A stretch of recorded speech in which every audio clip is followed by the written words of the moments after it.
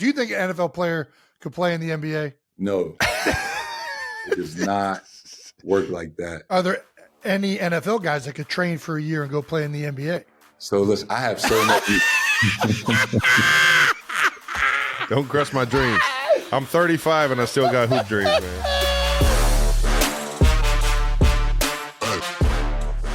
Welcome back to New Heights, ladies and gentlemen, a Wondrous show produced by Wave Sports and Entertainment and brought to you by Reese's Peanut Butter Cups. We've partnered exclusively with Reese's Cups to bring you this episode with limited interruptions. That's right. This is all Reese's or Reese's, however you want to say it.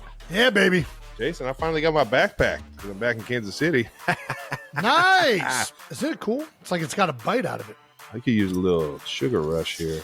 Get through Hey, this. get you some, Bubba. What do I want to do? Ooh, I think you get some Reese's sticks. I ain't had a Reese's sticks in a minute. I forgot about Get a Reese's nice sticks. little crunch going. God, those are good. They are good. Listen to this crunch. It's almost.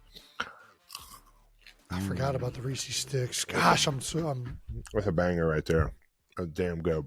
We're your hosts. I'm Travis Kelsey, my big brother Jason Kelsey out of Cleveland Heights, Ohio. Yeah, baby. Cincinnati Bearcats alum. Shout out to the Cats. Subscribe on YouTube, Wondry Plus, wherever you get your podcast, and follow the show on all social media at New Heights Show with one S. I always forget it and have to read it off to remind myself. That's right. New Heights Show with one S. Don't put two in there. Jason, let the people know what we got coming up. We got another incredible episode for you guys. We're going to look at some of the latest NFL news, as always. We're also got an update on our March Madness brackets. Not going so well. My strategy did not turn out good. And neither did mine. We have an incredible conversation with NBA champion Jayson Tatum. That's right. Oh, yeah. Going to talk about his time at Duke, winning an NBA title, and he's going to answer some no-dumb questions from all of you guys. I thought you were going to bring up his narrow hips, and you never did it. Not one time. I didn't. I was too much of a chicken shit. You always bring up someone's narrow hips, and you just didn't do it. I know. Oh, well, we got sidetracked because the conversation was so great. He was awesome. I got to remember to think about that stuff beforehand. Anyways, before we get to that, it's time for a little bit of that new news. That's right. NFL news first. Results of the Cap Expert poll. Travis, you said you weren't in on the Cap Expert poll. I said that maybe the fans would appreciate it. You said let's put it to a vote, and we did. That's right. New Heights has voted. Ooh, man. 81.5% want the Cap Expert poll. Nice. All right. Well, get ready. Get ready to hear some numbers and hear some nerds. Here we go, boys. Who doesn't love nerds? I mean, I'm in on nerds. I just didn't know everybody else was. And that goes to show you. If you're in on it, usually most of the people are in on it. Maybe not so much, but all right. Who should we have on? We have obviously the two big ones for both of us are Howie and Veach, the two general managers for our respective teams. I think that'd be fun. A Howie and Veach episode. We've already had Howie on, though. We have had Howie on. Well, yes, you didn't talk to him, but we did have him on at the Combine one year. Mm-hmm. We could go outside of the organizations and go to somebody who is just maybe used to work in the NFL or works in the media. Nick Wright threw his hat in the ring on Twitter. Nice. Known Kansas City Chief homer. Fucking love Nick Wright.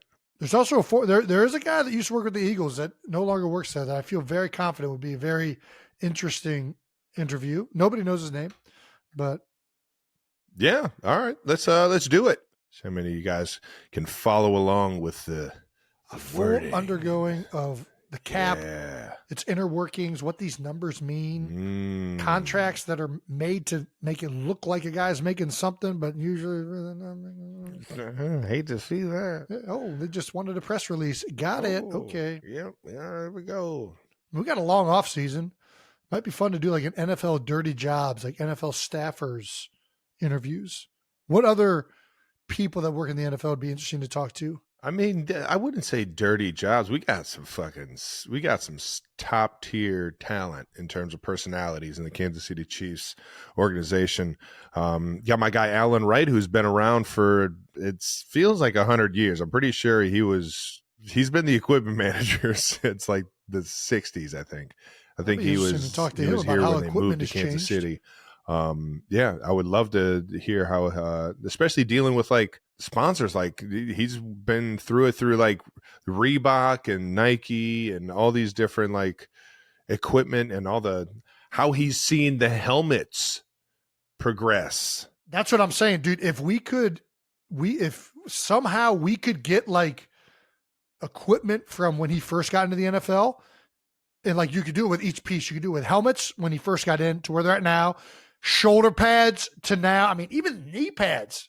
Well, knee pad is probably the one thing that hasn't changed much. Thigh pads, though, changed a lot. People used to wear hip pads and butt pads. Bring those back. That was the hardest thing to get ready when you were a little kid. So much. Keeping those hip pads and tail pads in, man. Yeah. Man, they used to be the fucking worst. You had to fucking take the rinky dink belt that you had. Anyways. Didn't do a single freaking thing. Yeah. Got my guy Pistol Pete. Making sure the place is spick and span and everybody's happy with the vibes. Pistol Pete. Oh, he's a custodian? Janitor? Yeah. What's the jack of all word? trades. Jack of all trades. He's just doing keeping everything running smoothly. There you go. Love it. Love it. I think maybe even a trainer episode. I'm all in on the trainer episode. I think the love trainers to my trainers over there, and we got my man Joe Appella's been winning quite the awards. Oh yeah. Shout out to Joe. Glove Julie. Let's start off with what the 92%ers want, and that looks like they want to talk numbers. I'm sure we'll be able to find a way to make it interesting, Trav. We always do. Neck rolls. That's funny as hell. Yeah, bring back the neck rolls. There's still guys out here that are rocking them for sure. I used to wear a neck roll. Looks way different. Way less way more inconspicuous now. The badge used to be fucking the size of it used to be comical. SUVs. Yeah. Yeah. All right, let's keep it moving. Brandon Graham retires on top of the world. There we go, BG. Congrats on a hell of a fucking career, big guy. Obviously retired on Tuesday, and the press conference, very emotional. Listen, I've been talking to BG for a long time, and obviously he made it known before the season it was going to be his final year. But he was playing so good before his tricep injury. I was like, man, is he going to do it again? And he still could. Like, he could definitely still play. He rushed it. He wanted to play in the Super Bowl really bad. Ended up re-tearing his tricep in the Super Bowl. And it just tells you the type of competitor and person he is, and just what a pit bull he was for the Philadelphia Eagles for 15 years. And you ain't lying. Even though he announced before the season he was going to retire, it's hard to make that announcement official. And I think that's why you see such an emotional moment out of the guy. And as someone who's been there before, like, you put so much into this game. The finality of it happening, no matter how much you've thought about it or talked about it, is intense. And I don't know that there's anybody in my tenure with the Philadelphia Eagles that put more into the game as a player, as a teammate. He loved football. He loved his teammates. You don't play it that long unless you love it, man. It's going to be very, now Fletch, me, BG, Lane's the only one left. He had this tweet up there over the weekend.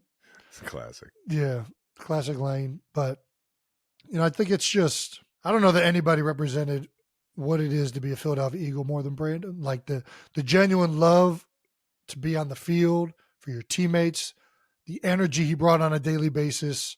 Yeah.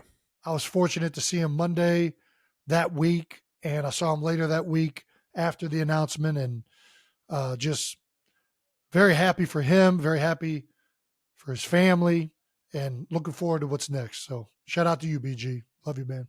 I'm sure he'll stick around Philly just like you did, man. I think that's the plan. I think there's obviously some opportunities in media. Wouldn't be surprised if, like Selleck and some of the other guys, and myself, he sticks around the team and tries to help out where he can. It's just a guy that loves the game and the organization so much. So really happy for him. Shout out to BG. They got the billboards out. Oh yeah, it's official. Philly's always gonna make sure that they get those billboards out there. The most iconic Brandon Graham. Make sure I snagged a picture of that. Nice. That's not working. Nice. That's awesome. Philly does it right. They always support the most loyal to the city, and BG was one of them, baby. As he always will be. He ain't going nowhere anytime fast. We know that. Yeah, the Browns tweeted out a look at a proposed new indoor stadium. Okay. How about that, man? The Browns. Everyone's going indoor because of the, what is this thing? Oh, it's something really stupid out in Brook Park that they're trying to get everybody excited about, the stadium no longer being in downtown Cleveland. I don't know why, what it is about me.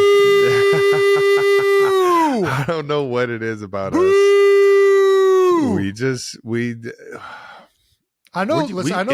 I know Kansas City's stadium and everything is not like in the city. Sports, like towns, it feels better when it's downtown. It's way better. They just don't want to pay for it, Travis, or they don't want to cooperate with the city. That's the only reason this is not in downtown Cleveland. And they can make it out about like space. There's plenty of space and buildings that they can overtake. And like, I'm not trying to hear none of this. So yeah, looks beautiful. Great rendering. It's going to be fun driving out there. It does look real nice. What about driving Good downtown? for Brook Park.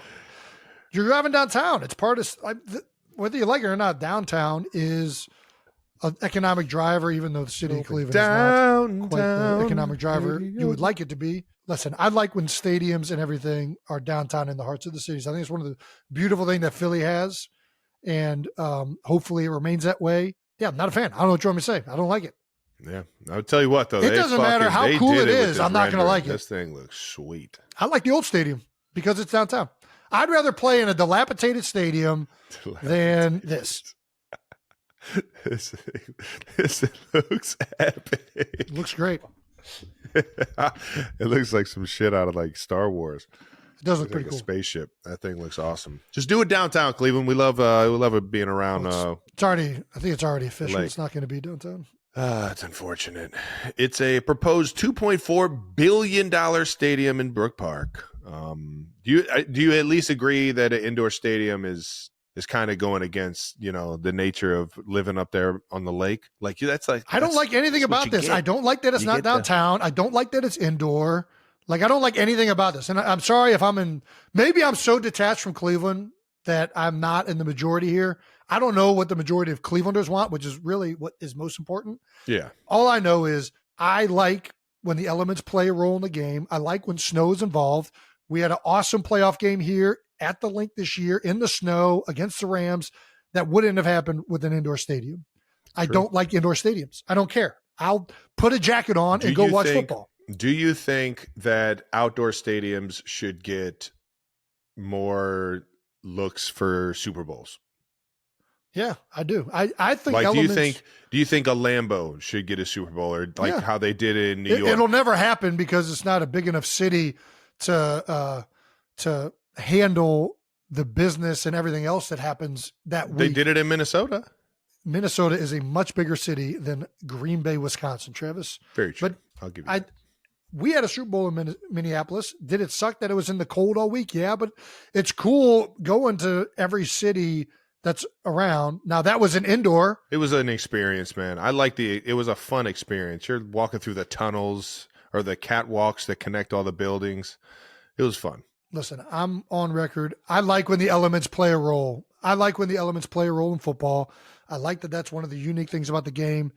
I've heard a lot of arguments that like it levels the playing field for worse teams. I don't care.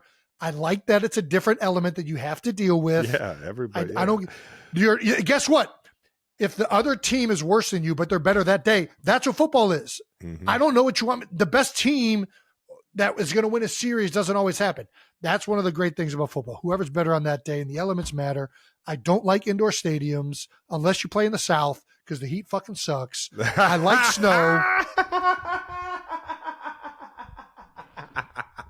I fucking hate the heat, man. The heat is miserable. It's the worst. But I don't like the indoor stadiums, and I don't like that it's going to be in Brook Park. There's 0% that I like about what's happening in Cleveland right now. Just make it a retractable roof and keep the elements. And then when you want to fucking do a stadium for a live show in December, close the roof. I would be okay with that. If it's retractable, but it's open during games, no matter what. Yeah. And then you can still, because that's a big reason why they make these, a big reason they do these, especially in colder climates, is that you can do year-round events in there. Yeah. So the owners in the NFL make more money off the year-round events, Yeah. which I get. Listen, it's a business. We got to make money. All indoors, regardless, should have the situation that Vegas and Arizona have of the field going in and out. It has to be grass. This turf stuff has to fucking kick rocks, man. I mean, I'm with you on that. All right. Well, at least we agreed on something. So you're a fan of this, though? Do you like the stadium? No, I mean, I think the stadium looks fucking beautiful. I think it's very cool. We were kids when they got a new stadium. I don't think that the stadium that they have is outdated. I mean, I guess it's 20 years old. It is older than 20 years. It's almost, it's almost 25. 30. Yeah. It was built in 97 to 99. 98, and then the team came back in 99. Yeah.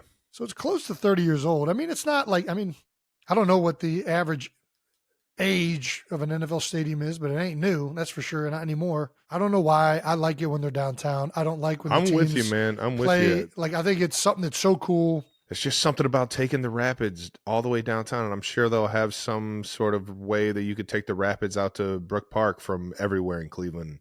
But Yeah, it's just such a unique feeling going downtown, feeling the excitement of everyone going down to the busiest part of city, and that atmosphere that it creates in Cleveland for sure. Yeah, the entire metropolitan area is Cleveland, right? That's what way we are associated with, right? It's not Brook Park. So going out to play in Brook Park doesn't feel as cool to me. It doesn't feel like it's as much Cleveland. I'm pretty sure I'm not sure where Municipal Stadium was, it Cleveland? But I don't think it was downtown. Yes, it was. Municipal Stadium? Yeah, it was downtown. Pretty sure. All right, well, you're better than me. I thought it was the NBA team used to play out in Richfield. That's what I'm thinking. The Cavs used to play out, and then they moved that downtown. They created the Gateway Sports District in the 90s, and that brought both teams downtown. And that's when the baseball team was thriving. NBA was at its peak. I don't know. Yeah, the Cleveland Municipal Stadium was on the lake. Yeah, there you go. I think it was like right by where the First Energy or Huntington Bank is. Yeah. All right. Well, let's keep it moving.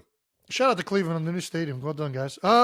Jason's DEXA scan. What are you over there talking about? What do you got going? Bo Allen reached out and Honey Bobo. he said, "Hey, do you want to do a competition on who can lose the most body fat percentage but still gain muscle?" I don't know. Bo wants to have some competition, so we agreed to get DEXA scans.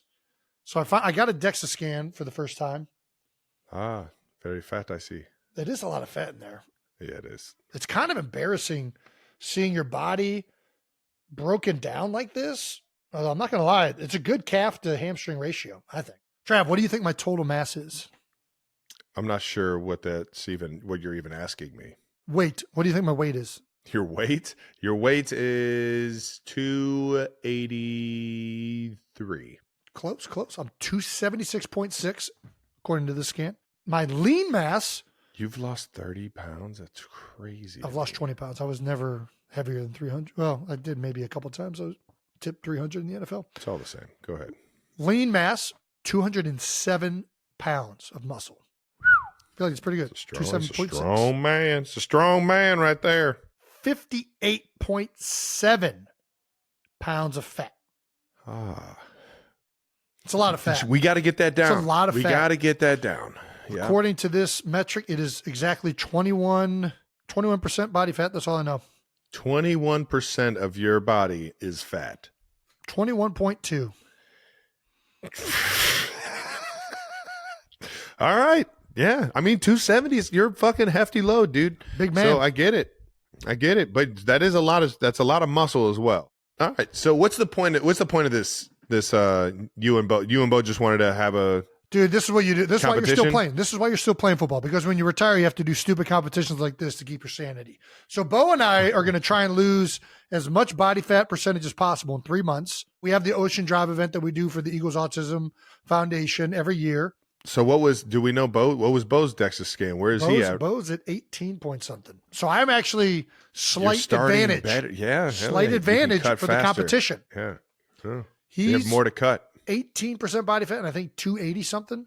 Dude. So Honey Bobo's doing all right. 18 at fucking 2. So he weighs more than you, but has less body fat. Well, have you ever seen Bo's ass? Bo's got a big old donk on him. I was about to say, I think that's the disadvantage right there. Yeah, Bo, I think his lean mass is like 220, so he's got like roughly 15 pounds of muscle more than me too. Okay, so this is how the competition works.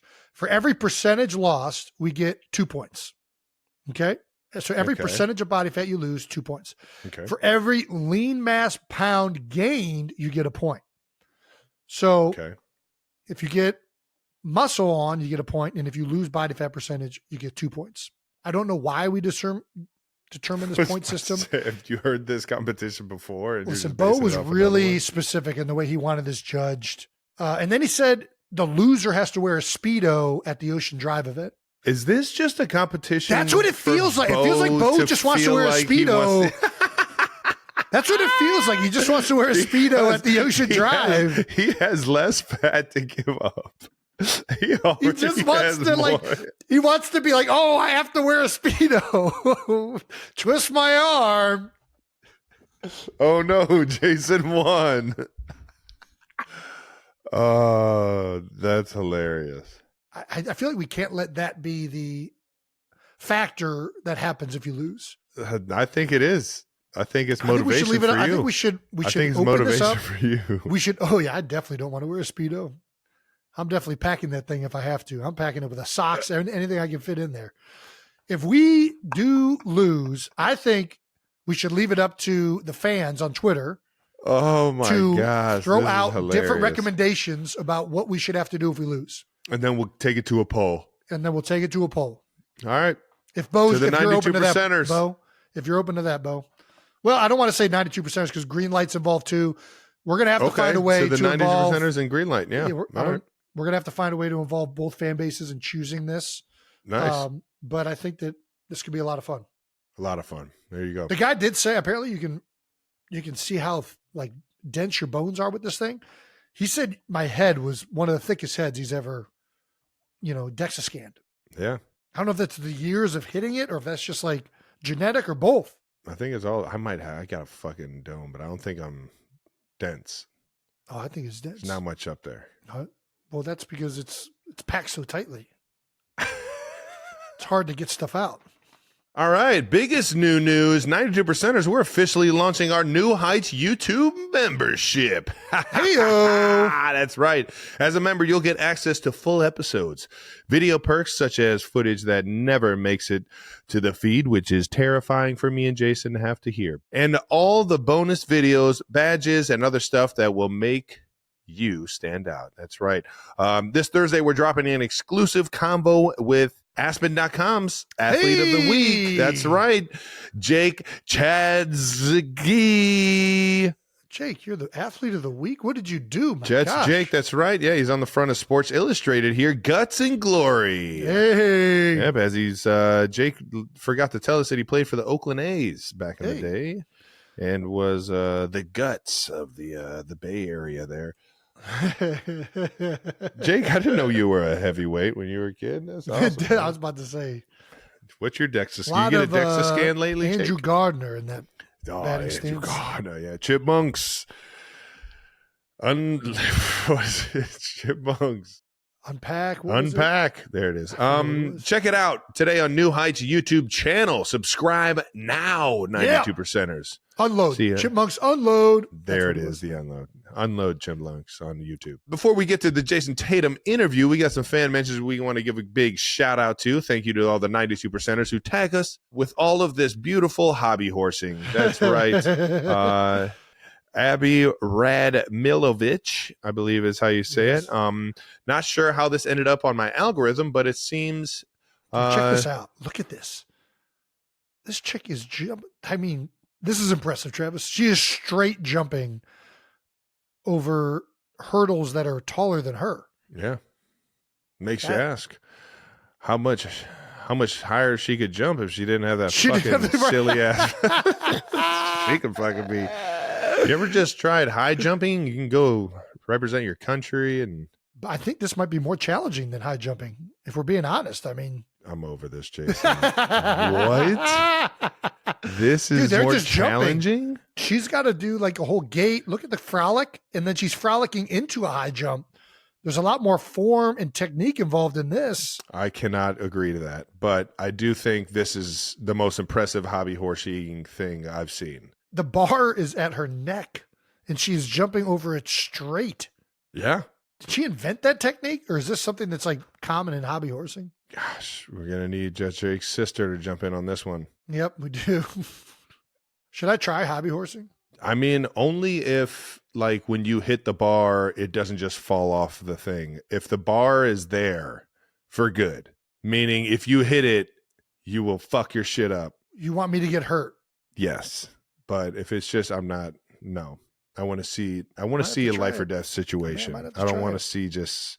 I'm itching to do athletic jumping things. over I want to get into it. You know what I want to do? I want to play rugby. You just popped your. I want to play all this stuff. Rope. I think, yeah, I know. But I got on the ice. I finally got on the ice, dude. Nice. How was it? Dude, I literally look like Happy Gilmore trying out for a hockey team. Like, it is so bad. It is a full send for me, but it is, you could tell I am off balance. You could tell every slap shot I end up on the ice. But how'd it make you feel?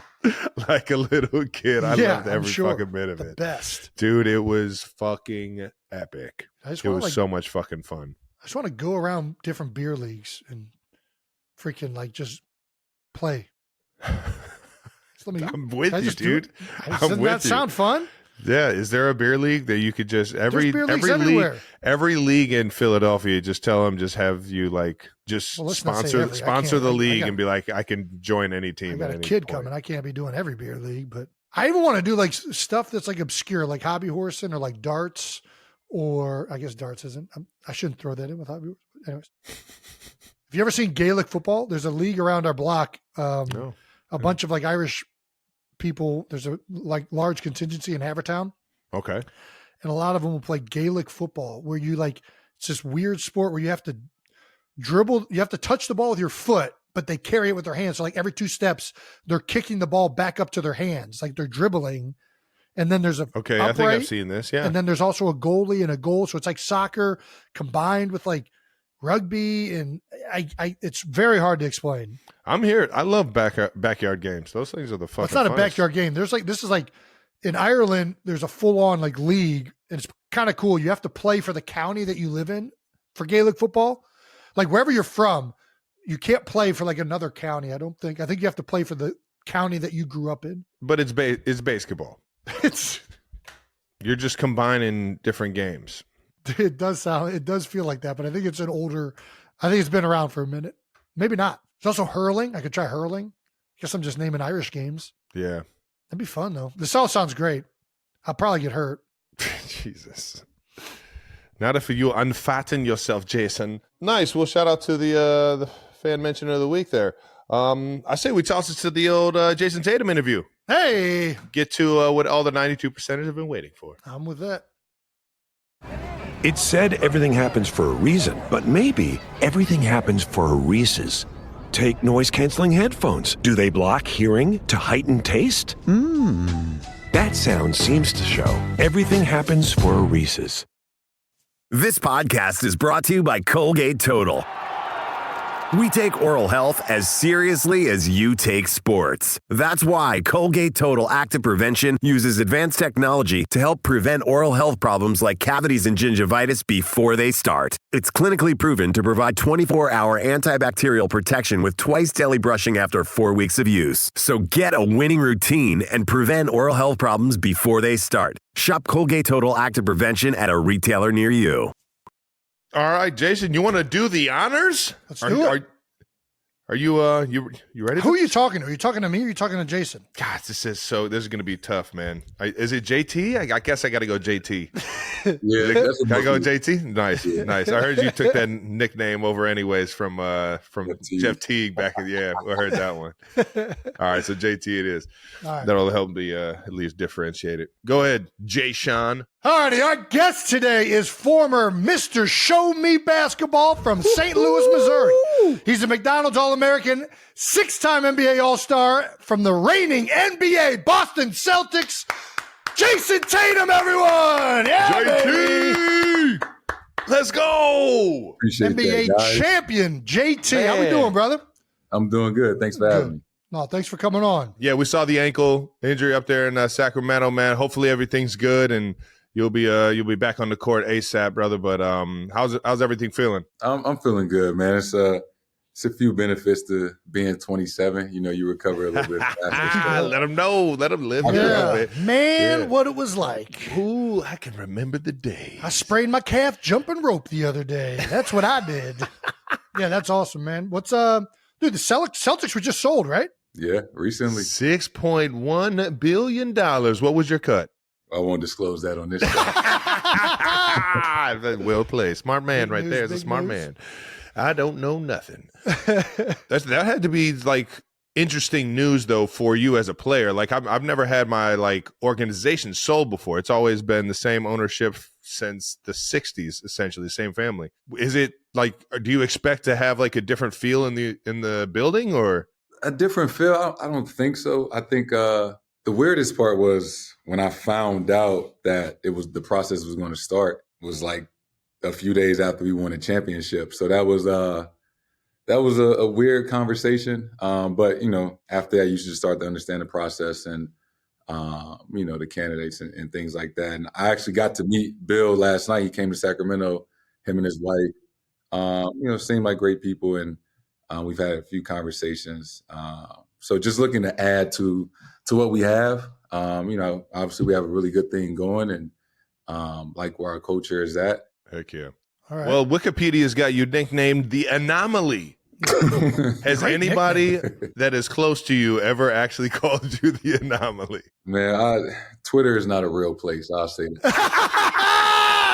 I concur. I would run with that one. I like it. The Anomaly is a good one. I don't know That's who came a up with banger. that. It is a banger. You are the Anomaly, dog. What's like one of the most random nicknames that you've gotten? Maybe not even on Twitter, just like growing up or like in the park or wherever. A lot of my close friends, they call me Taco. Taco? Taco. I wasn't expecting that one. Is this because you That's like my tacos? favorite. What is the why taco? What's the connection there? That's my favorite. My mom, my favorite thing that my mom used to make when I was growing up. I used to eat tacos all the time. Shout out mom for making some banging tacos. We going corn tortilla, flour tortilla? What we going with? I'm a real simple guy. Hard shell, ground Hard beef, shell. That's what I'm talking Nice. about, man. Shredded I'm a hard lettuce, shell shredded guy too, cheese. man. and some salsa. I don't need much. Okay. All right. After 1 year at Duke, you were drafted just at 19 years old. I don't know what the fuck I would be doing if I crazy. was a professional at 19, let alone a professional NBA player. You got to tell us, what was the silliest thing you bought with your first like NBA check? Did you do anything crazy? Did you like go out and grab something insane like a fucking human-sized hamster ball or some shit? To me, I would always tell people that the best part of, I guess, experiencing, having money for the first time at such a young age, I could go to the grocery store and just buy whatever I wanted. Or Everything. I could go to CVS and I could get 10 bottles of soap. And it just like, you get a lot of I didn't have tacos. to think about it. You get a whole lot of tacos with that. That's good shit right there. But that was like, it wasn't anything crazy expensive. It was just like, I would remember going to the grocery store with my mom and, having a budget to get one of each. Oh, And it's yeah. like, and we go to the grocery store, we get what we want. The pantry's full. You know it, man. I remember when I was 19, Xbox was like the big thing, and Halo and all them games were still popular, but you couldn't really play online. Like they had just started to do that. So you have to do, they used to call it the LAN connection. Do you ever have to do the LAN connection where you would link them with like an Ethernet cable? This might even be before. This is how old we are, Travis. People don't even know about the LAN connection anymore. Jason, you're insane. This is all people talk about is Ethernet cable. Go ahead, Jason. All right, whatever. Either way, we would rig them through the dorms up and through the ceilings so you could play with each other in different dorm rooms. Anyways, that would have been what I would have done. I would have rigged up the most dope setup of Xboxes I could have figured out. Jason turned 19 and found out he was eligible to go and get a loan out so then he could then buy a TV to play video games on that was bigger than the TV he already had. So that's what we were doing when we were 19. Oh, man. But stuff in the pantry definitely does it, man. That had to be fucking crazy. Are you a fan of the one and done rule? Like the year at Duke, did you think it like made you that much better and prepared for the NBA? Or do you think you might have been able to be one of those guys that just jumped straight to the NBA? Good question, Trav.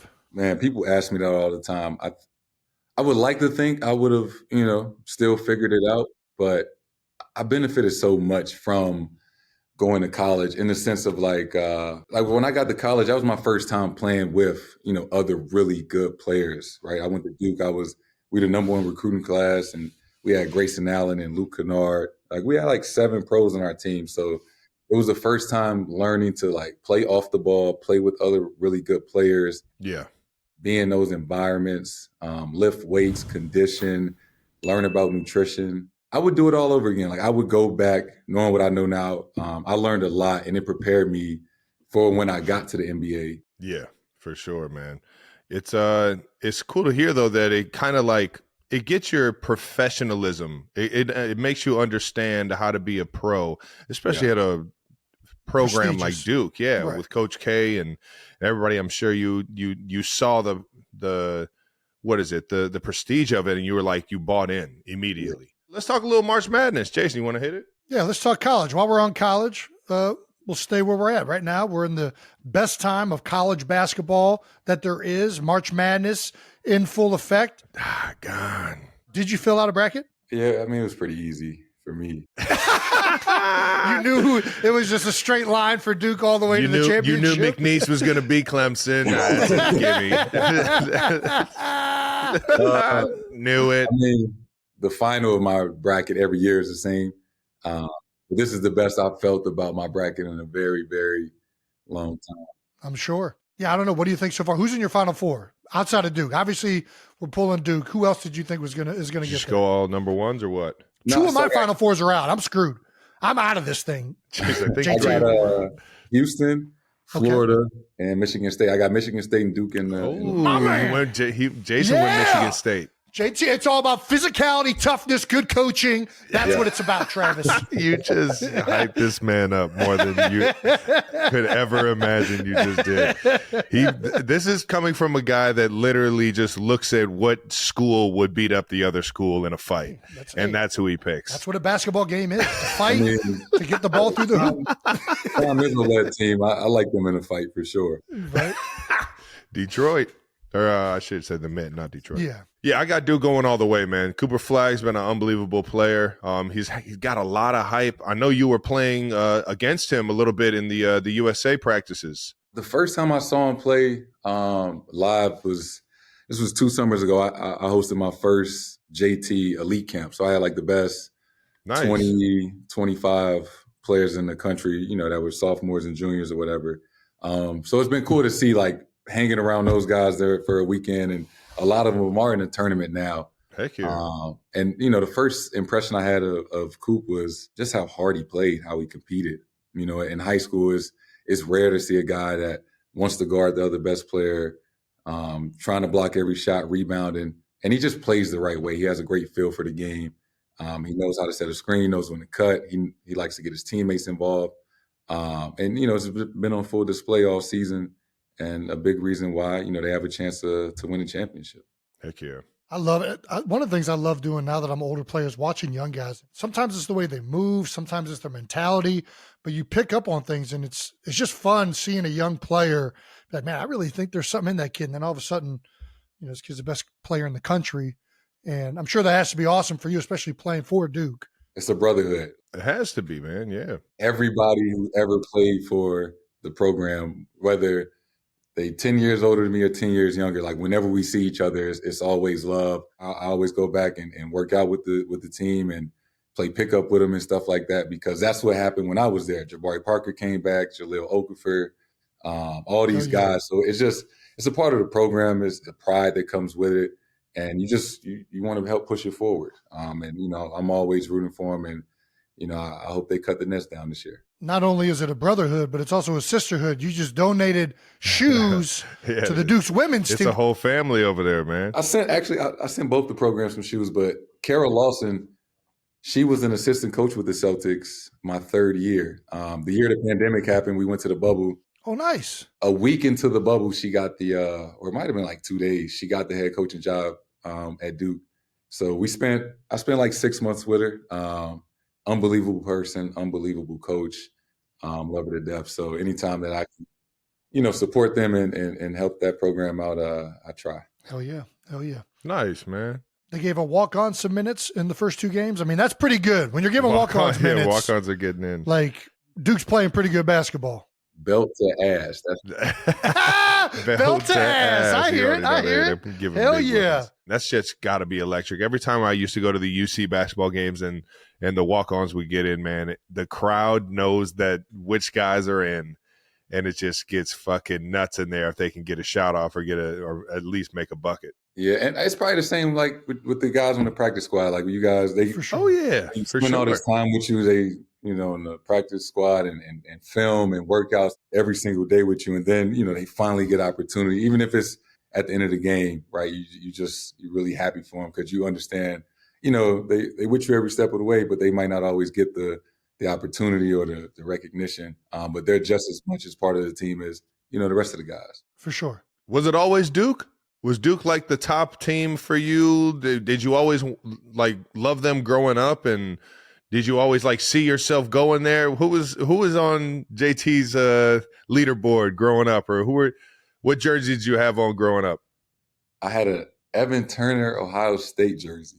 Oh my E. gosh. Turner, yeah. Wow. Okay. So, I mean, you grew up in St. Louis, so there's a little bit of Big Ten country, Midwest a little bit area, and Ohio State was at the top of the charts for quite a while around those years. For sure, and football as well. So like I played football for like 7-8 years when I was younger. What position? What were you playing? You playing wide out? What were you playing? Time out. We're not getting off of this yet. Yeah, we're not going off of it. I played quarterback for the first 6 years and then wide receiver my last 2. So my last year I played was 8th grade. So I was going to play in high school, but then, my parents was like, I think we're going to focus on Hey, you might be drafted in only 4 more years. We should probably stick to this. Yeah.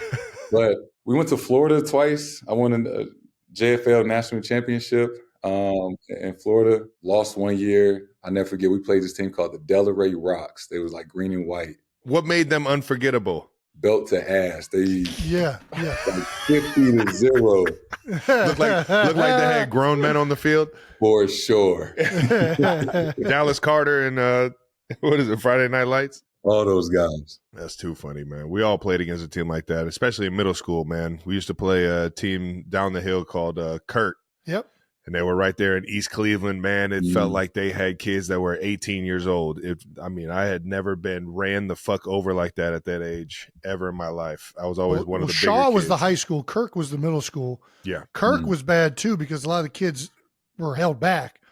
I wrestled a kid with a beard in middle school. That was – talk about intimidating. You're an 8th grader.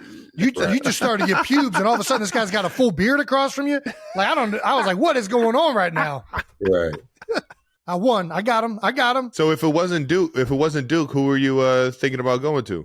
Ohio State was on the list, or? So I was a big Ohio State fan, like growing up. Yeah. Even when they had Terrell Pryor, Ted Ginn Jr. Mm-hmm.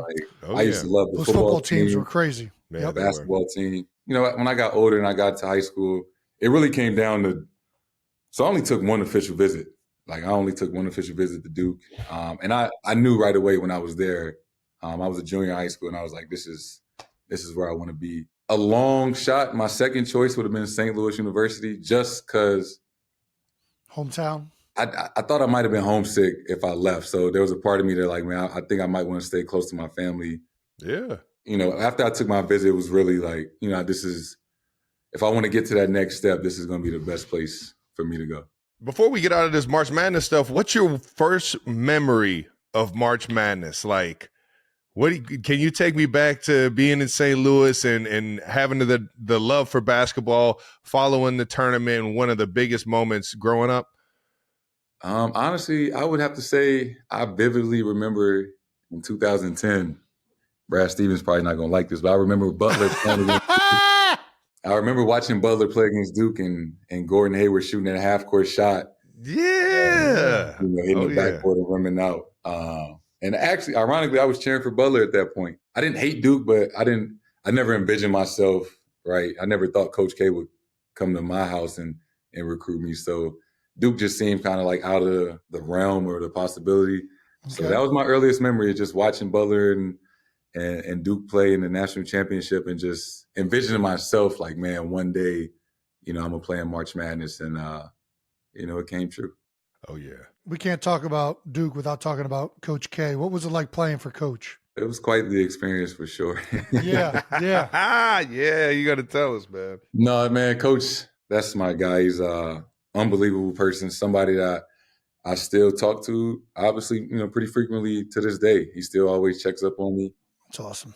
A leader amongst men, right? His ability to motivate guys, to get you to buy in, to get you to run through a wall. And you guys know, being in college, like coaching 18 to 21-year-olds and getting them to believe in something bigger than themselves. I think he was unbelievable at that. He was great at making you uncomfortable in ways that he knew that it would make you better. Nice. Being at Duke and playing for Coach K, it definitely prepared me for the next level. And it wasn't always great moments. He cussed me out a lot and things like that, but it was well warranted in those moments. That's what I'm talking about. I love some good tough love, man. Got to have it sometimes. Made me criticize myself more, and that's how I ended up getting better. To start criticizing myself on everything. Whenever you have a coach who's really trying to push you, you're going to have those moments. I know I've had it with every great coach I've ever been with and every great teammate.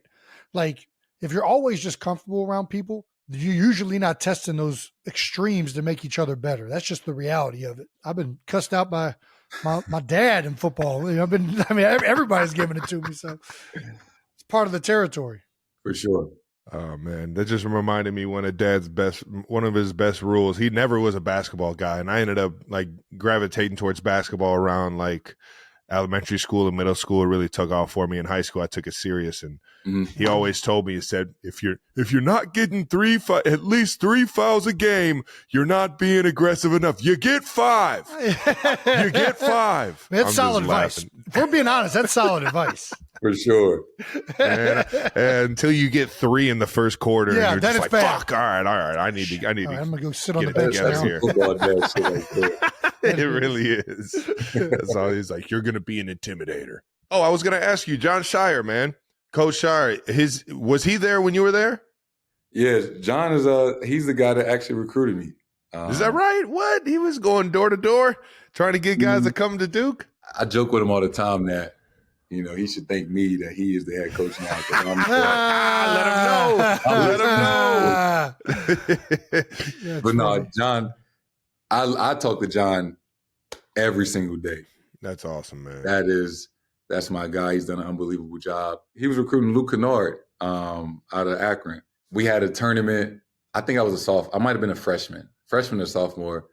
And we had a tournament in Milwaukee. Kennard was supposed to play on the court next to me, but I don't think his game started yet. So I think John was waiting on his game to start, and he just happened to sit down and watch our game. And I tapped one of my teammates. I'm like, yo, he worked at Duke. And we had like 10 minutes left, and I was just like, I just got to it. Yeah. And, That just worked. He's like one of the greatest shooters ever at Duke. He is. He just came back to the next game and the next game, and then, eventually got a call that Duke had offered me a scholarship and, never looked back. So I remember Shire chucking threes during his times at Duke. In his prime and your prime at Duke only, who was a better shooter? I mean, he gonna see this. At Duke. He gonna see it. I love the preface. I'll give it to John. When I was at Duke, I hear you. He was a better shooter at Duke, but there you go.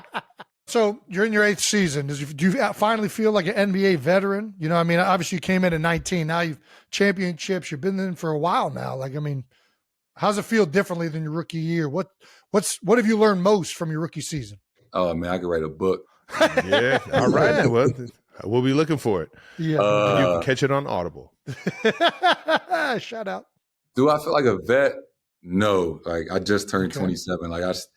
You guys probably know. I feel like I got drafted yesterday. I remember what it felt like. But year after year, it's like when the rookies come in and you'll see their comments, their interviews at the draft, and who did you model your game after? And now I'm starting to be one of the guys that they looked up to, or they watched him on. Yeah. And that transition is like, whoa, like You're still in your 20s, man. Yeah. I remember looking up to You KD. looked up to and me. I like, just got here. What do you? I guess I'm transitioning to an NBA veteran just because, I've been in the playoffs every year. I played over 100 playoff games. So basketball terms, yes. But, I just turned 27, so I still feel just as young. Well, speaking of other guys looking up to you, who are the vets that you looked up to? Who did you model your game after? Oh, man. I mean, Kobe was my idol. That was my favorite player. Kind of like why I fell in love with the game. Yeah. Guys that I really studied, KD would be at the top of that list, Melo, Paul George. Then I get to the league, and you guys probably understand this as good as anybody. Al Horford, from a professional standpoint, like somebody that came to work every day, had a routine, had a plan, whether it was a practice day, a game day, or an off day. That was so beneficial to me. Of like, when I was young, I just think I could show up, put my shoes on, and get on the court. Of course. And Al really showed me, not even by telling me, just by like watching him go through his routine. And now Al's in year 18 and still a vital part of a championship team. I learned so much from him of, what it is like to have a routine and create your own and what works best for you. I think that's so important for any young guy coming into the league is like, you need a routine, you need a plan every day.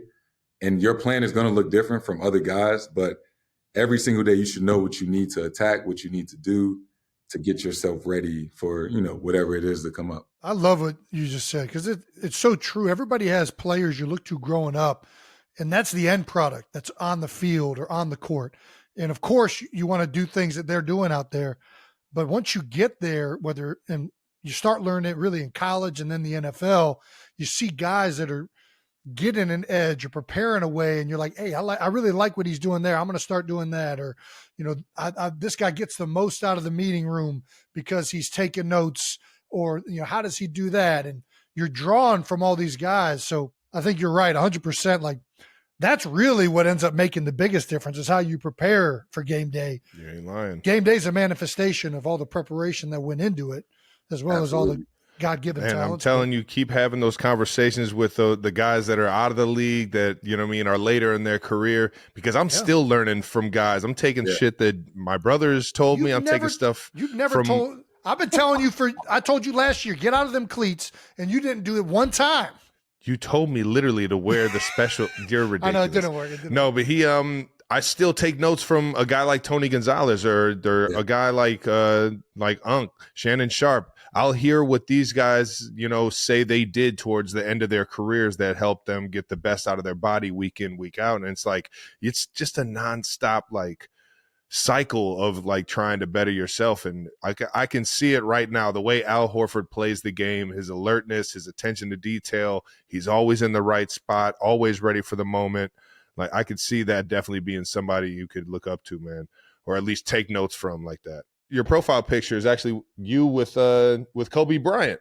And we were talking about how he was the guy that kind of got you into, loving the game of basketball a little bit, or at least, you idolized, and we all idolize at some point in our lives. Is it weird playing playing for the Celtics against that guy who is literally at the top of the Lakers? Did you always kind of envision yourself maybe playing in a Laker uniform or? Yeah. We don't got to answer it. We don't got to. They had the second pick. So there was a part of me that's just like, man, my dream of being in the NBA is about to come true. And then my real dream of playing for the team that, I grew up a fan of, it was so close, but it made me appreciate it a lot more. Just like, I remember the first day I walked into Staples Center, like the first time we played the Lakers, and I was in disbelief of just like, man, I watched so many of his games in this building, and now I'm on the same floor. In that moment, it bridged the gap of me and my favorite player. I got to share the floor, of the place that he, helped build. That's pretty fucking epic. And man, that's what sports is about. You guys understand, our responsibility is to motivate and inspire the next generation. Somebody inspired you guys. He inspired me, and you guys have inspired millions of kids to be the next Jayson or Trav. And it's cool about what we do is there's somebody watching us that's going to grow up like, man, they really helped me, motivate me, even if we never met them before, right? They help motivate the next kid to chase their dream. And, that's one of the coolest things about, what we do, in my opinion, for sure. Yeah, hell yeah. Unbelievably well said, 100%. I think everybody remembers when they were a kid looking up to somebody. When you see kids come up to you, that's one of the bright spots of being an athlete, right? You get to see that innocence and just like that genuine pleasure of like interaction is just incredible. And Kobe, he came and talked to us. We were a full-on NFL team in 2017. He was from Philly. The year we won the Super Bowl, he came and talked to the team.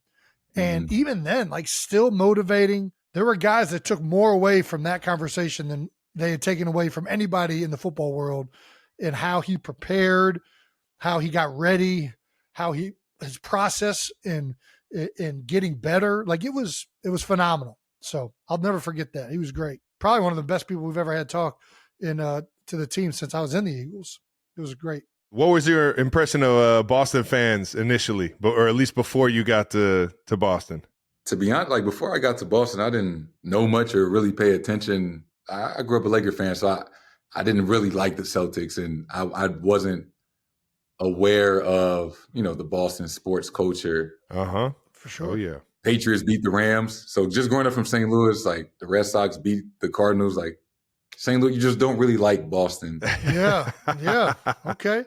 Whether it's a TNT game, it's a preseason game, or a league pass game on Mondays, we always sell out. Majority of the time when we go on the road, like every game this road trip, it's been 3 straight games, we hear "Let's Go Celtics" chants throughout the arena.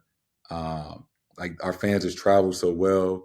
They show up early and often. It was a relief, and it was a special moment to win the championship in front of them. And then, you guys being on the parade, it was the best 2 hours of my life. And having 2 million people in green and white outside, cheering you on and expressing their joy for, what we accomplished, it was special for sure. Of course. What's it like playing for Joe? You enjoy that? Joe is crazy. He seems like quite the character. We actually talked about you. We played Portland the other day, and I got a tech with like, the game was basically over. I ended up getting a tech with like 30 seconds left. Yeah. So I'm always here for a good fourth quarter tech. Yep. Right. So Joe, he comes up to me after the game. He like, so if you get like 16 or 17 techs, you get suspended for a game. So Joe like, he's like, yo, can you just get 4 more so you can get suspended? I'm like, Joe, I think I'm done. He like, I would much rather you just come punch me. I want to fight. He's like, you see, when Travis Kelce ran into Andy Reid, do that to me. No. I love it. Oh, Keep my it in gosh, house. Keep that's it in house, electric. baby. Keep it. Yeah, that's right. Shout out to Coach Reed for being the man, for not getting too riled up. But no, that's too funny, man. You could tell Joe does it the right way, man. He seems like he has you guys enjoying what you're doing, and that's always, I think, the hardest part as a coach in any of these professional leagues, is making it serious, intentional, but at the same time so loose that everybody feels comfortable being themselves and making it, a fun thing or an enjoyable process. You know what I mean? He seems like he's got that all figured out, man. I don't think coaches get enough credit for that, because you guys got 60 people on the team. I have no idea how you guys do that. It's only 15 or so of us, but Joe does an unbelievable job of just managing all the personalities and the ups and downs throughout the season, and getting us to buy in. Heck yeah. That's really important. It's a mark of a great coach. I'll tell you what, man, you just mentioned there's like 60 guys on our team and you guys got just 12, but do you know everybody on your team? Yeah, of course. Yeah. I mean, there are like the handful of guys like on the practice squads and everything that come in and out per week. Like we'll have a transition and like a switch in and out every single week of like just development guys. But for the most part, I know everybody. If I don't know you, I'll go up to you and say what's up. Like you want to be able to at least, keep it and make everybody feel like they're a part of it. You know what I mean? He's on the D line, Tershawn? Yeah, he's a St. Louis guy. Yeah. I played football with him. No way. Turk just got a big contract. I think Carolina.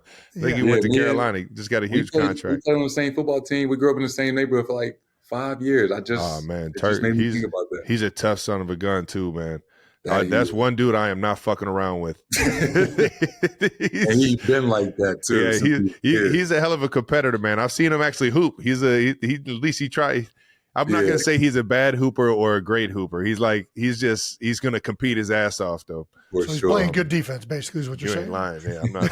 If he's guarding me, I'm uncomfortable. If he's guarding me, I'm uncomfortable. He is the epitome of an NFL guy playing defense in basketball. Dude, we got to get on that. Do you think an NFL player could play in the NBA? Oh my God! So, we had to ask. We got to ask all of every. Come on. I would venture to say no from both standpoints. Like, the guys that get on TV and be like, you could just take this guy from the NBA and throw him in the game this Sunday. It's like, no, it does not work like that. Like, I mean, it might. No, it does not. Or you mean to tell me Russell Westbrook can't go out there and give you some points? Give me at least play special teams. Not on a week's notice, and I love Russell. I hear you on that. I hear you on this. You're making a great point, and I hear what you're saying. I think there are a handful of guys that play in the NBA that if they had an entire like summer or a year to train and prepare, could they make an impact? For sure. But like just drop a guy from the NBA and throw him in the game, no shot. Are there any NFL guys that could train for a year and go play in the NBA? So listen, I have so much. Don't crush my dreams.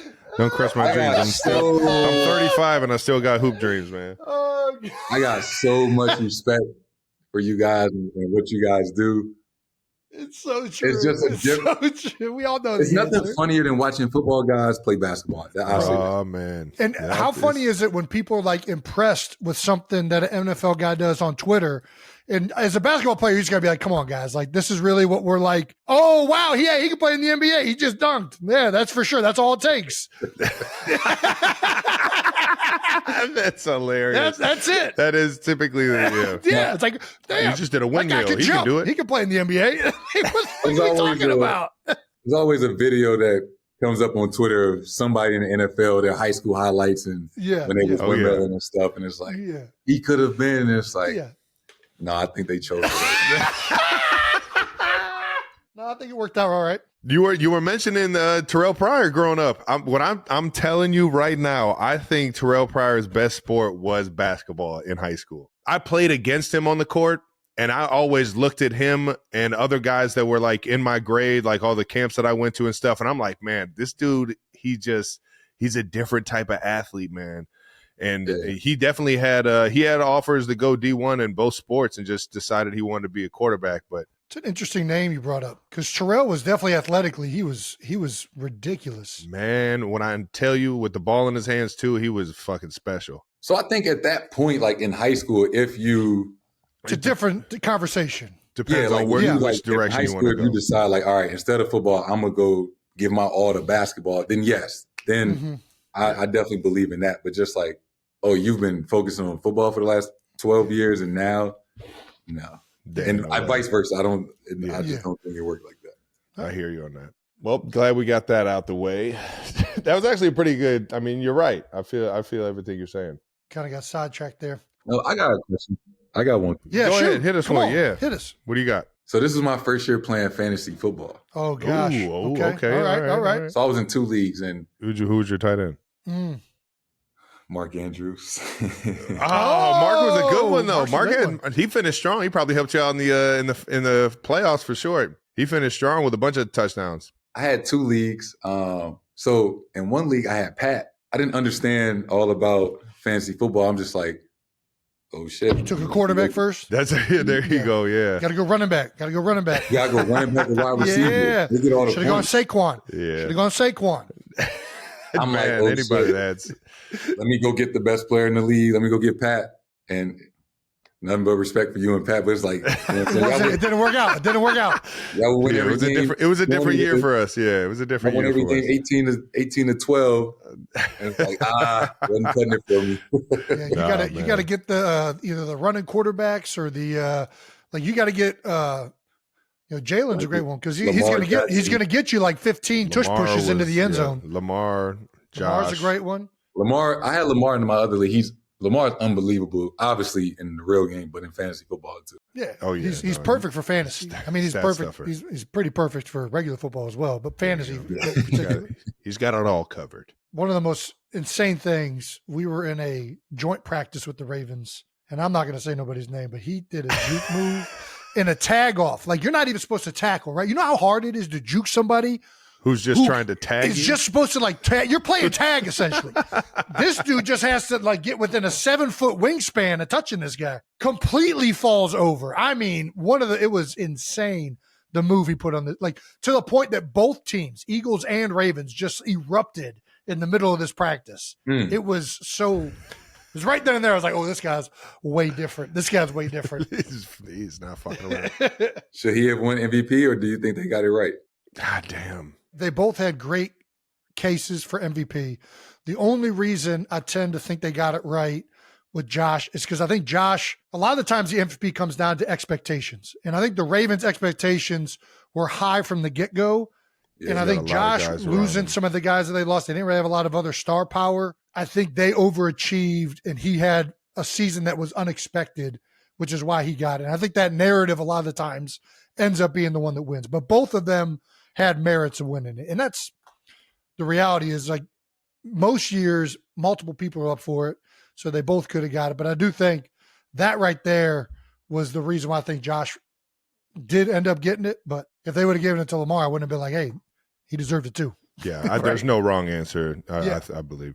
Let's get to some no dumb questions. All right, now. Hey-o. We always ask our fan base, the 92%ers, to send us their questions, and there's no dumb questions, just two dummies answering it and then the anomaly. So would you still want to be 6'8" if you were bad at sports? Ooh. It's a great question. It's a lot of inconveniences that come with that height. How bad? like you're not even getting picked at the rec. Yeah. Last pick in dodgeball. Yeah, I love being 6'8". I ain't gonna lie. Fair enough.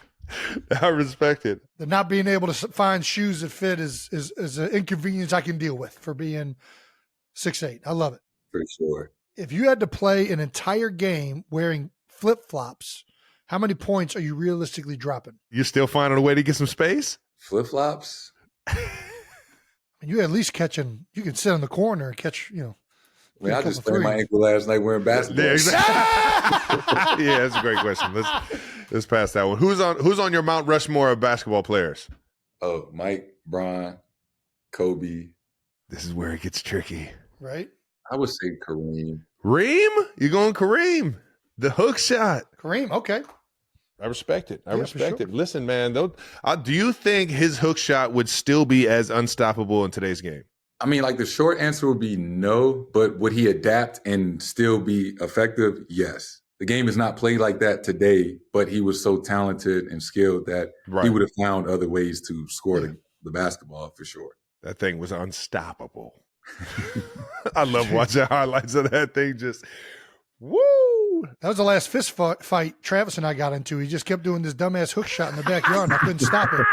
I got in a full-ass fight. JT, I was nice in the paint. I was only 6'5", but I was nice in the paint. I believe it. I was utilizing all 5 of my fouls early. All right, why is it called a field goal? In basketball, yeah, that's actually very interesting. It makes 0 sense, right? I feel like back in the day, they might have called the basket a goal. I get that part makes sense. The field part is never really thought about that. It's on a court and it's not a goal, but it's still called a field goal. This is why I think it's called a field goal. Oh, here we go. I think they used to only have scoreboards made with the FG field goals. So they just started calling them field goals because that's what the scoreboard had, and they had to call it a field goal. No, doesn't make any sense. I'm not buying into any of this shit. I'm surprised nobody asked, growing up in St. Louis, was I a Kansas City fan? I was about to say, man, hold on. You already mentioned the Rams once. You already mentioned the Rams once. I'm trying to think of what eras those would have been for you. To answer like the Steven Jackson era? Like, who was your team? Sam Bradford, Steven Jackson. Yeah. Uh-huh. So they won a Super Bowl 2001. They lost in 02 or 03. And then after that, they didn't make the playoffs. It was a little bit of a drought. For like 15 years. At least they didn't make the playoffs the rest of the time they were in St. Louis. So I was a Peyton Manning fan. That was my favorite player. Ooh, I loved you went north. Sheriff. Yep, right down the street. Yep. But ironically, like when the Rams left, the older people in St. Louis just became Chiefs fans. They did, 100%. We gathered everybody in Missouri. They pretty much. When they left, I wasn't like, all right, I'm a Chiefs fan now, because like, I don't know, St. Louis and Kansas City just kind of always had this like Cardinals, a bit of a rivalry. Royals. Oh yeah. Yeah, it's like a little rivalry. Cincinnati and Cleveland had a very similar thing, especially with the two being sports rivals in the AFC East or the AFC North. I mean, no, we definitely completely agree with that. We ended up going to Cincinnati, so we ended up getting kind of love from both cities and having that love for both cities. But so when they moved to LA, did you go to LA with them? No. So you just, and this is why you play fantasy football. You're just a fan of the league now. I don't have a team. I appreciate players. I appreciate, like, not to bring it up, but like when you guys played the Eagles this past, Super Bowl, it was like, Eagles, great team, great story. But me just winning the championship and like, damn, we trying to win our second one. Oh, you guys trying to make history and win your third. Like, I appreciate it, potentially watching, history being made. So I appreciate you jumping on and I'm sorry that you had to endure that. Nah, man, that's I respect it for sure. How do you guys feel like it's been trying to defend that championship? Like how tough has it been throughout the year? And I mean, you guys are getting everybody's fucking best shot right now. And I'm sure it's a lot different playing 16 games than it is playing 82 regular season games, trying to like navigate week in, week out, different lineups, different, you guys are going to have to probably play a few games without you in it. Like, how difficult has it been? Joe talks about all the time. It's, he said, expect it to be tougher than you think, right? None of us have been in this position besides Drew won a championship with Milwaukee, but the rest of us, like, we don't know what it's like, coming back after you just won a title. You think it can go one way and there's good stretches. And then there was a stretch where, there was a 12-game stretch where we won one, lost one, won one, lost one. And we playing against teams and they have a guy that, is a 30% three-point shooter. And that night he hit 11 threes. And it's like, yeah, everybody's getting hyped to play you guys. Heck yeah. Everybody's excited to play you. You're getting everybody's best shot. And then, dealing with injuries and certain guys being out, it was tough. And we had to, come together and get closer. But I would say, we 22-4 in our last 26 games, right? So we've definitely hitting our stride at the right time. And, with 10 or so games left and getting ready for the playoffs, this is when you want to feel your healthiest, want to feel your best, want to be the most confident, understanding that, what's ahead and, how tough it was last year, expected to be tougher this year. Yeah. Because what we're trying to do. Hell yeah. Hell yeah. Hell yeah. Well, nice, man. I think that does it for our no dumb questions. Get into our last segment, man. Get you out of here. We appreciate you having fun with us, JT, man. Yep, absolutely. This is our last segment. We close out all the convos with a segment called We Gotta Ask, but you don't have to answer. You can tell us to fuck off and kick rocks, or you can have fun answering some of these silly questions, man. What was your welcome to the NBA moment? Ooh, my first two games. So, man, we get Kyrie. Our first game of the season was back in Cleveland. So Kyrie's first game back, we playing LeBron. It's on TNT. I'm still 19 years old. Man. And this atmosphere is unlike anything I've ever been a part of. I can't even fathom this for you right now. Oh my God. I playing it cool, going through my routine. I go. Just play it cool, man. Just play it cool. I remember I go up for our like individual warm ups, and I just look down the court and it's Dwayne Wade warming up, and it was just like wow, like I'm really here. Oh yeah. Then I put my uniform on. We go out for layup lines, and I'm cool. I'm laying the ball up. Cleveland hasn't ran out yet. After like 2 minutes, they run out, and Brian runs out last, and I was like, oh shit, like this is real. First shot attempt I got, he blocked that shit to like the 5th row. And I was like, yeah, this is what it's about. All right. Man, that's a Officially great fucking here. story. Made it. Nice. I don't know if you saw this. Did you see George Niang talking a little bit of trash the other night with Quentin Grimes? Did you see that? Yo, I love George Niang. Like, me and you both. Me and you both. That's my dog. Yeah. All right. And shot the 3 at home. Yeah. Yeah. Is the psych out still, like, did you ever watch basketball growing up? I did. I haven't seen it in a long. It's been a while. Oh, So man. what about the psych out? What's the art to trying to psych somebody out who's about to shoot a ball? Like, what's the best strategy? Like, whether you're playing horse with them, like what's the best thing that somebody said to you, or something that you found that you can say to somebody else right away to get them off their game? So, like, say something to them, or just all the antics that guys do. I would say either or, whichever one you want to go with. Ooh, Are you an antics guy or are you a verbal? There's different. Yeah. I don't really talk much when I play. Like, we have to have a relationship. Like, Bam Adebayo, like, I've known Bam since 8th grade. Donovan Mitchell, like, guys in my draft class, like, if I know you, like, you know, we'll have friendly trash talk or whatever. Banter. But, like, sure. I'm not just like, if I score on you, like, I'm not going to say, I'm just going to run back on defense. But always having the other team's best defender guard you throughout the years, seeing the different things that guys, like, you know, will do to try to get you off your game it's funny. I remember one time playing against Patrick Beverly when he was with the Lakers. Oh man, Yeah, okay. he is the king at this. Go ahead. I love Pat Bev. I love how he competes, talk trash with the best of them. But I don't say much. So I remember it was one game we was playing with the Lakers, and they was waiting to take the ball out of bounds, and he like started like tickling me. What? All right. Interesting strategy. I like smacked his hand. He was like, "Get it. You got stronger. You got stronger." But just like as a defender, any little thing that they can try to do, pull your sock down, untuck your jersey at the free throw line. I wear an armband. People pull my armband down to my hand all the time. Oh man, these are all great moves. Yeah, Back the back of your neck, just like all type of things that, you know, is part of it.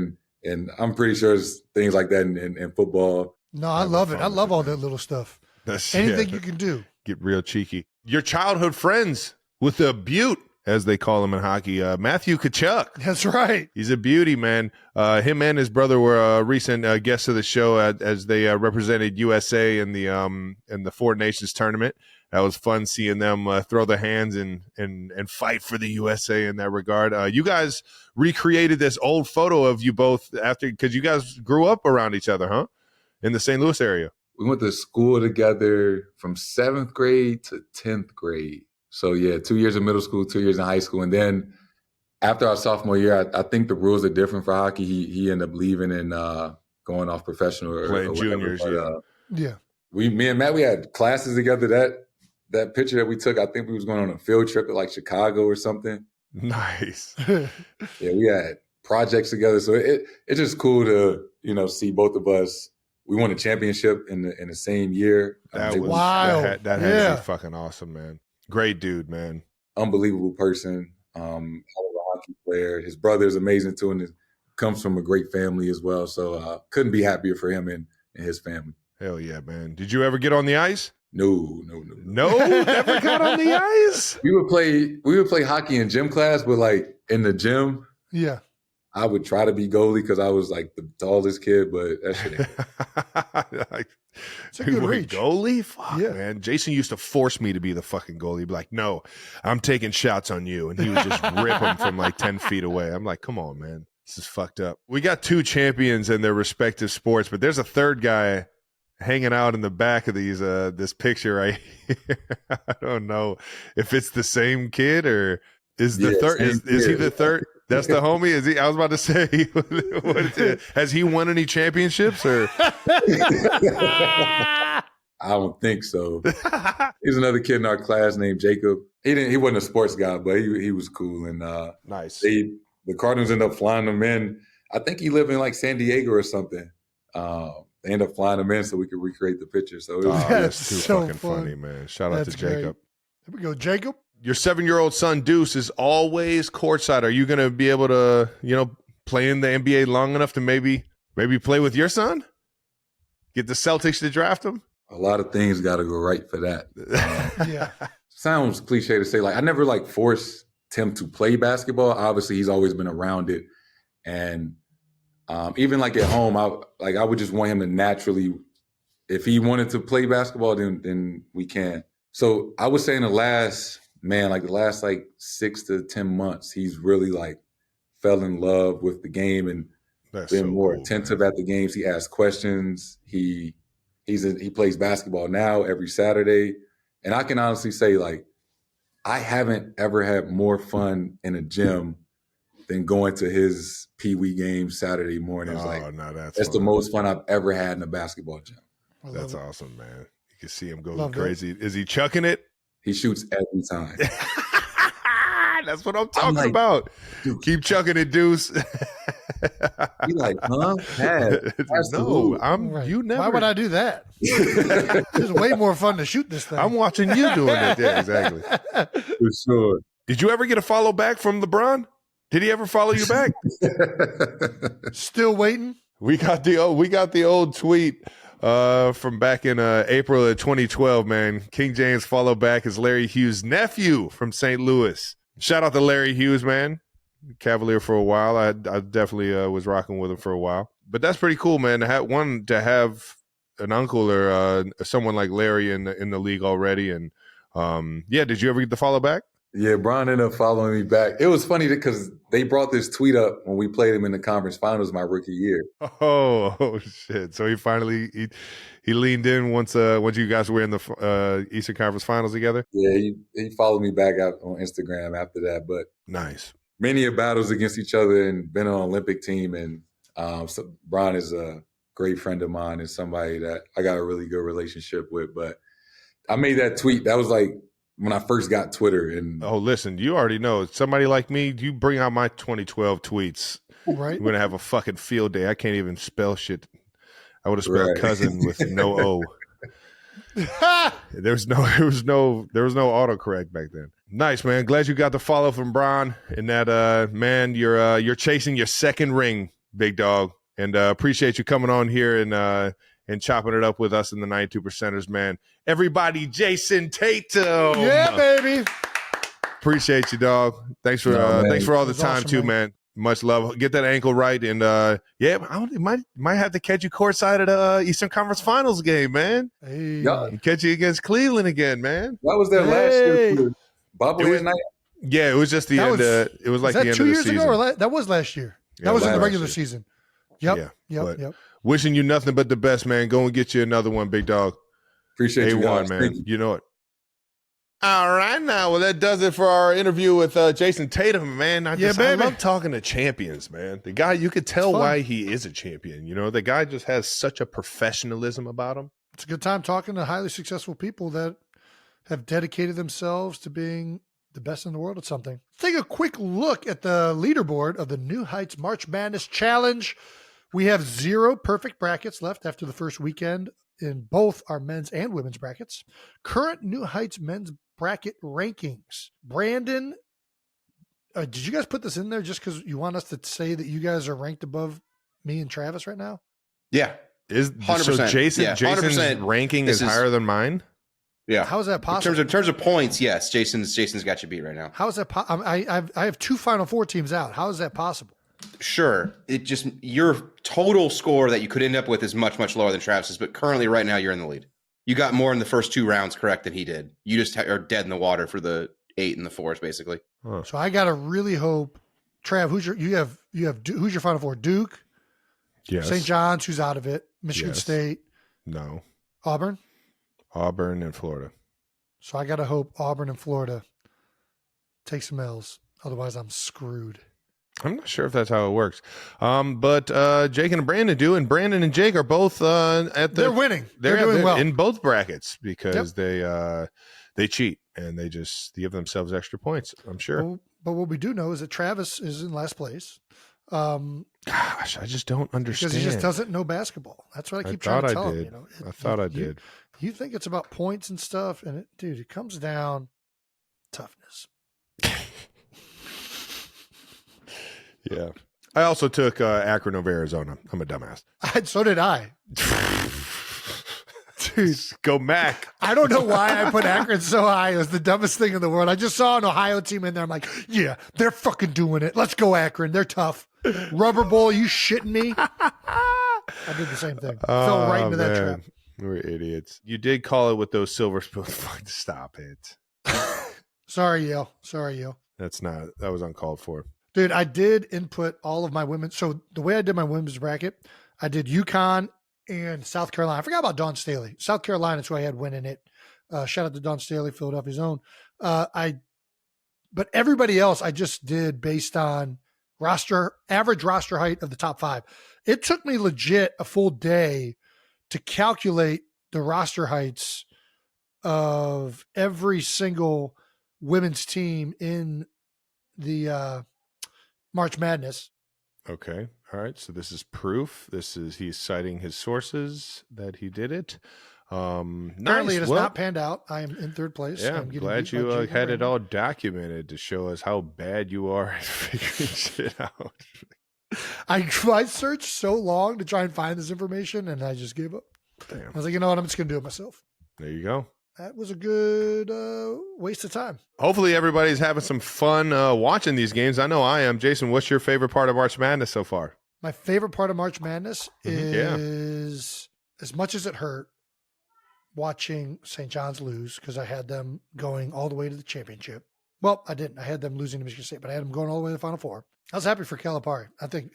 Listen, it's a matchup against 2 coaches that, back when I used to watch college basketball a lot, were 2 of the premier coaches in college basketball. Still premier. And obviously still are. So I think having that connection and watching those 2 guys go at it, as well as those 2 teams, and it was a great game. Yeah, that was probably the highlight. What do you got? My highlight? Colin Drake? Calling the Drake? I mean, yeah, that was dope. Unfortunately, they lost to Texas Tech. Did you have them beaten Texas Tech? I did. I had them beaten Tech, and Pat made sure to let me know that I was an idiot for doing that. But they're obviously a fun team to watch. I have nothing but love for the Tech group, and man, my favorite one so far, I don't know what it was, but I just love a buzzer beater, man. That Maryland game the other day, and seeing, Maryland, what I didn't realize is coming into it, they only have 4 losses, and they were all at the buzzer. It was crazy how, like, they finally, in their next close game at March Madness, they went on a buzzer beater. That team right now their bigs are physical. They control the game, or they control the tempo of the game because they play inside out. And right now I love that team, man. They kind of just like grab me, and they're like, the Terps they're fun to watch, man. I think everybody's kind of on that bandwagon right now. And that's where I really screwed up. When trying to figure out this bracket, I should have leaned into one of my best resources. Yeah, Scott don't Van even Pelt. look at my bracket. Scott Van Pelt really could have just let me know all this stuff. The McNeese game I called and was telling everybody I'm a fucking genius. You even hit me and asked me how the fuck I knew that one. Yeah, no, I don't know much, but if you pick this enough is how upsets, I know. Now if I you get pick it. enough Now upsets, I get it. This is how you play roulette. You just play enough numbers, and then all of a sudden it hits, and you're like, yeah, see, I told you it was going to be red 7. I'm genius. Yeah, but you also said it was going to be, all those other numbers but too. look where I had most of my chips over there on red 7. It's brilliant. Just gotta play the neighbors. Just play the neighbors. That is baby. a funny way to pick out brackets, is to just pick all the underdogs and be like, Told I you. literally Called picked it. fucking every one of them, and I could just be like, knew it. Drake knew it. McNeese knew it. What about Grand Canyon, Travis? I thought I knew it. They got fucking smoked by 40. So good. Hopefully, Duke finds a way to make it all the way and take the cake, so I look at least somewhat intelligent. It's looking like they're going to, but I say we wrap this thing up, man. Shout out to Jayson Tatum. Appreciate you, brother. Yeah, baby. That wraps up another episode of New Heights. Make sure you're subscribed on YouTube to the New Heights channel. Follow New Heights on the Wondery app or wherever you get your podcasts. You can listen to new episodes of New Heights early and ad-free right now by joining Wondery Plus in the Wondery app or on Apple Podcasts. Once again, New Heights, a Wondery show produced by Wave Sports and Entertainment and brought to you by Reese's Peanut Butter Cups. That's right. Fucking sweet-ass jacket Reese's got me. Yeah! It is dope. Yeah, all right now. Shout out to Reese's Peanut Butter Cups. And follow the show on all social media for fun clips throughout the week at New Heights Show with 1S. And thanks to our production and crew for always making us look way better than what we are. 92%ers. We'll see you guys next week. Good luck in your brackets.